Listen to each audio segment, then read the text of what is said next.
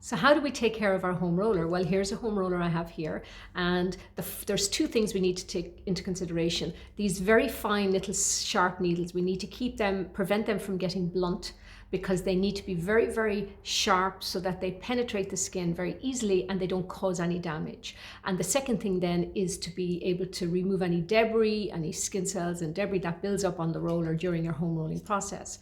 So the first thing I would do is I'd recommend that you get a glass and you get some kitchen paper and you fold it up and put it in the bottom of the glass, and then you fill that glass with water just halfway. And that means that when you pop your roller down into the glass, the needles are not hitting against the bottom, so they're hitting a soft surface, which is the kitchen paper. Don't use cotton wool, because cotton wool gets caught in the needles and then that's not good.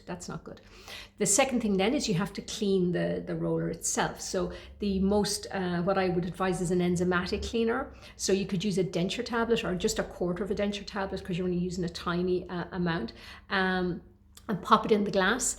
And just literally put your roller in. You don't need to scrub it or use a toothbrush or do anything like that. You just pop it in, because enzymatic cleaners have the ability to be able to dissolve any debris on an item, and then you just rinse it off at the end. So you could use a little bit of bicarbonate of soda as well.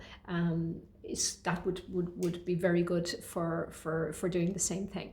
And then at the end, then when after about 10 minutes, you lift it out, you rinse it. Don't forget to rinse it underneath cold water, and then you put it back in the little cradle that it came in, and you let it just sit like that.